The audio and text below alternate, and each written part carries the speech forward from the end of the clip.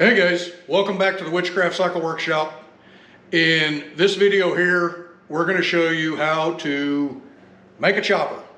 The last video you might have saw, we cut the neck off of one of Ray's 89 Softail Customs.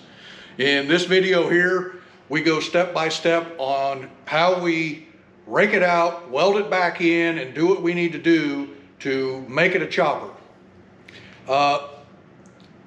We do this with just basic shop tools, nothing fancy, some angle grinders, some hand tools, a couple of 110, hobby type welders. Nothing fancy, you can do it yourself. That being said, if you're going to attempt to do this yourself, do so at your own risk. It ain't on me. Don't say Bill sent you to do this. Do this at your own risk, and if you're going to attempt to do it, you need to at least be a competent welder. This isn't something you want to experiment with if you're not a very good welder. But if you're a good mechanic, you're a competent welder, this might be something you want to try on your own. We're just showing you how we do it. As I said, if you want to try it, do so at your own risk. But I think you'll enjoy the video. Follow along and see how we build a chopper. Hey guys, welcome back to the Witchcraft Cycle Workshop. In our last episode, if you watched the video, you saw us cut the neck off of our 89 Softail Custom. So let's take a closer look at what we have going on here. So our 89 Softail Custom starts out with a 30-degree neck angle. So we have the frame leveled. This is going to be our new 40-degree neck angle. So this is what it looks like when you cut the neck and rake it out 10 degrees. Now, this webbing in here is going to get cut out, and this area in here will be replaced with some plate steel that will weld in and finish it off real nice. This area up in here, we're going to have to bevel back the edges, and we're going to have to fill in and re-weld all this. Grind the edges, pull the paint back, and take a closer look here. That area is all solid steel.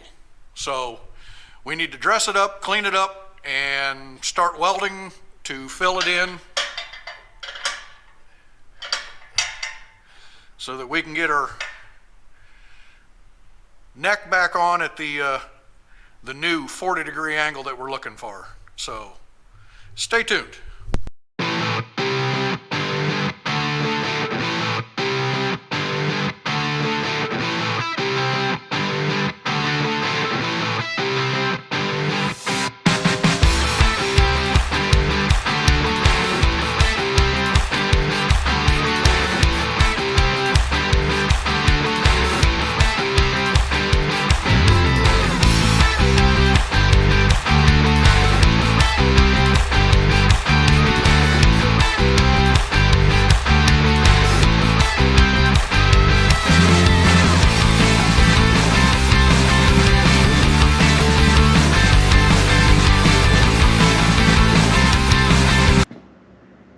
All right, so here we are. We have cut away the webbing, and we're focusing just on welding the neck back on at the proper angle. If you look closely, you might notice that I have actually set the neck further out, spaced it out, and filled in the area. And the reason I'm doing that, the 5-degree triple tree that we're going to be using, cool looking, has this little point on it, and I want to make sure that point is not going to interfere with our gauge bezel. So I space this out a little bit. Two, since we're raking it, that also gives us a little more space between that and the fuel tanks. So what we have to do yet is just do multiple passes on both sides. And if you look close, here's our original area. All this will get filled in. And basically I do a little on each side at a time, weld on one side, then the other, keep the heat even, so it doesn't try to pull to one side or the other. But all this will get filled in, we'll grind it down, dress it up, and once that's filled in, I'll take a piece of 3/16 or 1/4 inch plate steel, and I'll cut a piece to fit in here, and then I'll cut another flat piece to fit under it, and then that'll all get welded in, smoothed out. So it's just a long, slow process. Takes a little bit of time, but again, nothing worth doing is easy. So we just keep plugging away at it. So now, after multiple passes, you can see where we've filled in, and it just takes time. You gotta just keep laying bead over bead, and especially if you're using a MIG, I know it's tempting to want to turn the wire feed up and just get it filled in, but don't do that. Take your time, make sure each layer just burns into the next and you get good penetration, because you really want this to be strong here. You don't want weak spots. Make sure each layer gets burnt in. You really don't need anything special. Earlier you see me using a TIG to set the root, but for all this fill in, I switched over and I'm using this 20-year-old Clark 130 MIG. I bought this thing at a farm supply place, 20-something years ago. Nothing special, but it works, it modulates well, and I'm actually using it with flux core wire, so I don't have to burn up a lot of gas. I get a little slag, but you clean it off. It's basically like doing arc welding with wire. But anyway, I have a few more passes to do on here, fill things in, but what we're gonna shoot for eventually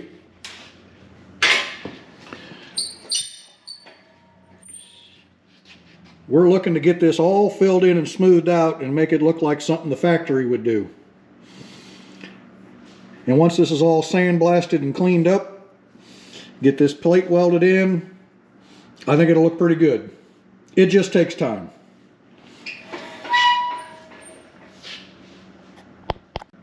All right, so we have the main part of our neck welded in, filled in.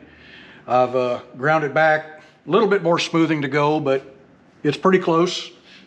So the next thing we're going to do, take a piece of poster board, in this case a soda carton, and we're just going to make a template for our piece of webbing, and then we'll cut that out.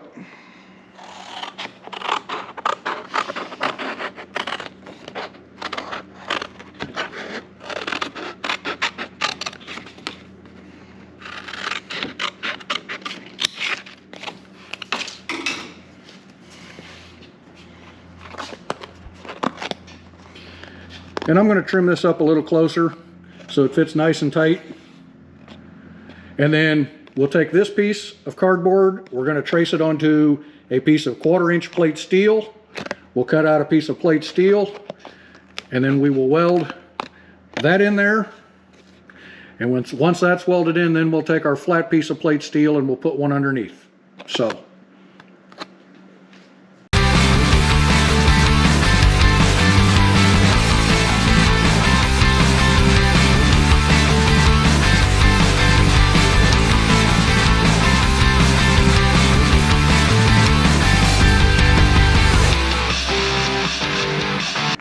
Trim it up, make her fit a little bit better, and we'll start welding it in.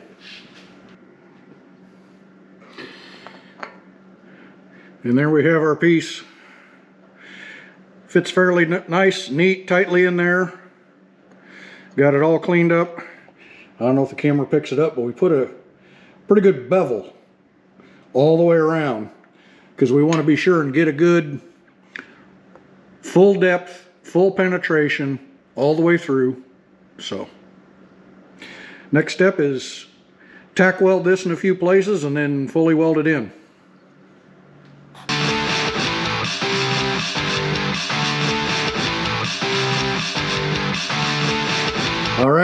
we have our webbing welded in. Now we're going to put the flat piece under the bottom. Use the same 1/4 inch plate. I've kind of rounded the edges, beveled the back edge to where it sits in there nicely. We're going to weld that in, smooth everything up,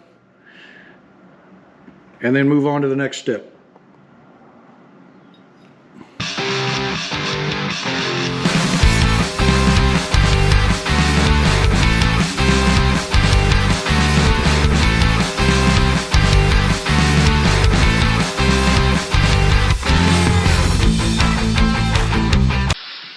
All right, so we now have our webbing in. We have our lower brace piece put in. Almost looks factory. We did a quick mock-up on it, and the reason being is we need to do something for fork stops so that these forks don't come all the way back and hit the tank. I have seen on other builds, people will put a piece of chain in here. It works. For me, it just doesn't seem finished. On my builds, I do one of two things. Your little fork stop bolt here, one of the ways you can do it is take a flat piece of steel and weld it on the front here. Just weld a tab right on the front so that fork stop hits the tab before it hits the tank. The other thing you can do is what I call, you cut a little dog bone or a bow tie out of some plate steel, and we will fit that up under there to where when the forks come around, they'll hit that dog bone or bow tie. So 2 different ways to do that. We'll see about making a bow tie, putting a little bracket under there for the fork stops to hit so we don't hit the tank with our trees.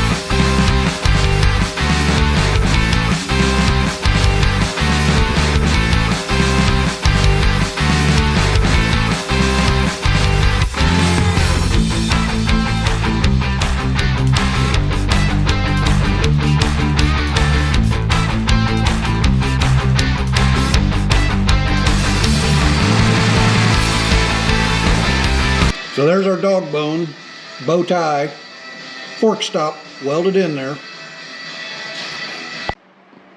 I'll put a little weld right up on top of here, but there's our fork stop. Keeps our triple tree from hitting the tanks. Looks nice, clean, finished. I'll strip her back apart, clean up the weld a little bit. We'll take the frame, get it over to the sandblaster and have it cleaned up. If this frame wasn't brown, if it was a black frame, I probably could have done this without stripping the bike out. Remove the gas tanks, remove the front forks, and I could have done it without all the extra work, but it's actually a colored frame, it's brown, so we went to the trouble of stripping it all down and starting over. But there you go. That's how we build a chopper, plain and simple. You can do it yourself. Basic hand tools, basic shop tools. You don't have to have fancy machinery. I think it's going to look pretty nice. I appreciate y'all tuning in. I hope you enjoyed the video. If you do, don't forget, click that like and subscribe button. Check in later. We'll have more content for you some other time. We'll see you next time.